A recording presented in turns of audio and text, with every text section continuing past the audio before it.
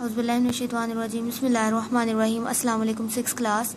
آپ کا آج جو ہے وہ باب سوم ہم سٹارٹ کریں گے، سیرت طیبہ۔ آپ نے کل سورۃ التین جو ہے وہ کمپلیٹ پڑھ لی تھی اور مجھے امید ہے کہ آپ نے یاد کی ہوگی۔ سیرت طیبہ باب سوم پڑھتے ہیں۔ صلح حدیبیہ۔ صلح حدیبیہ کیا ہے؟ 6 ہجری میں مسلمانوں اور کفار مکہ کے درمیان ایک معاہدہ ہوا۔ معاہدہ کا مطلب ہوتا ہے وعدہ، ٹھیک ہے، جو تاریخ میں صلح حدیبیہ کے نام سے مشہور ہوا، یعنی کہ جو معاہدہ ہوا تھا، جو وعدہ ہوا تھا مسلمانوں اور کفار مکہ کے درمیان، اس معاہدے کا نام صلح حدیبیہ۔ چونکہ یہ صلح حدیبیہ کے مقام پر ہوئی تھی، اس لیے اس کو صلح حدیبیہ کہا جاتا ہے۔ حدیبیہ کا ایک مقام ہے، ایک جگہ ہے، وہاں پہ یہ صلح ہوئی تھی، تو وہاں اس لیے اس کو صلح حدیبیہ کہا جاتا ہے۔ آگے اس کا پس منظر پڑھتے ہیں۔ سب سے پہلے مسلمان جب سے ہجرت کر کے مدینہ منورہ آئے تھے، وہ کعبۃ اللہ کی زیارت کو نہ جا سکے تھے، یعنی کہ جب سے وہ ہجرت کر کے مکہ سے مدینہ آئے تھے نا، تو وہ کعبہ کی زیارت کو نہیں جا سکتے تھے۔ ان کے دل طواف کعبہ کے لیے بے قرار تھے۔ حضور صلی اللہ علیہ وآلہ وسلم کا بھی ایسا ہی حال تھا۔ 6 ہجری میں آپ صلی اللہ علیہ وآلہ وسلم نے خواب دیکھا کہ آپ صلی اللہ علیہ وآلہ وسلم صحابہ کرام رضی اللہ تعالی عنہم کے ساتھ بیت اللہ کا طواف کر رہے ہیں۔ آپ صلی اللہ علیہ وآلہ وسلم نے صحابہ کرام سے اس خواب کا ذکر فرمایا تو صحابہ کرام بے حد خوش ہوئے۔ انہوں نے اسے غیبی اشارہ سمجھا، یعنی اللہ تعالیٰ کی طرف سے اشارہ سمجھا کہ ہم ضرور اب حج کو جا سکیں گے، اور سفر مکہ کی تیاریاں شروع کر دی، یعنی مکہ کو جانے کے لیے انہوں نے تیاریاں شروع کر دی۔ رسول صلی اللہ علیہ وآلہ وسلم نے مدینہ منورہ کے گرد و نواح کی مسلمان آبادیوں میں یہ اعلان کروا دیا کہ جو لوگ زیارت بیت اللہ، یعنی کہ جو لوگ اللہ تعالیٰ کے گھر کا جو ہے اس کی زیارت کا شوق رکھتے ہیں، وہ آپ صلی اللہ علیہ وسلم کے ساتھ روانہ ہونے کی تیاری کر لیں۔ آپ صلی اللہ علیہ وآلہ وسلم یکم ذی-القعدہ، ہاں جی یاد رکھنا ہے، یکم ذی-القعدہ 6 ہجری کو عمرہ کے ارادہ سے 1400 صحابہ کرام کے ساتھ مدینہ منورہ سے مکہ مکرمہ کی طرف روانہ ہوئے۔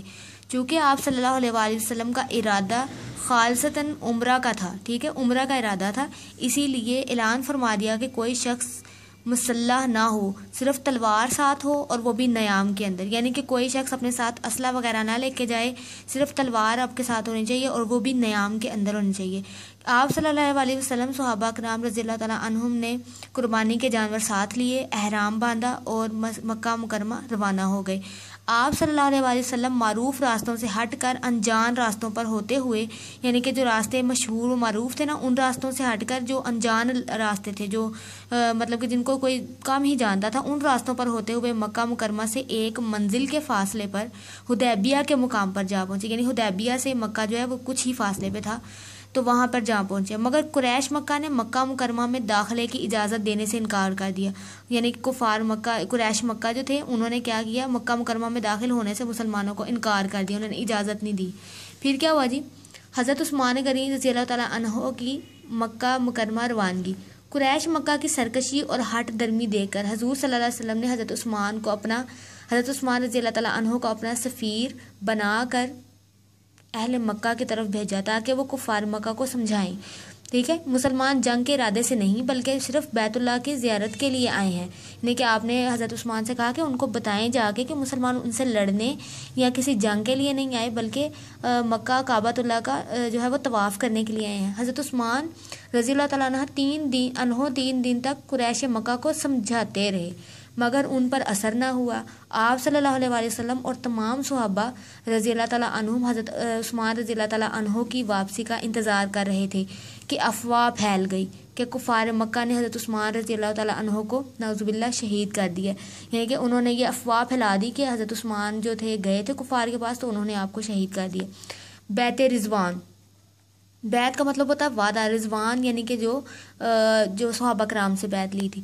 رسول اکرم صلی اللہ علیہ وسلم کو جب حضرت عثمان رضی اللہ تعالیٰ عنہ کی شہادت کی خبر ملی، تو آپ صلی اللہ علیہ وسلم نے حضرت عثمان رضی اللہ تعالیٰ عنہ کے خون کا بدلہ لینے کے لیے صحابہ رضی اللہ تعالیٰ عنہم سے بیعت لی، یعنی وعدہ لیا۔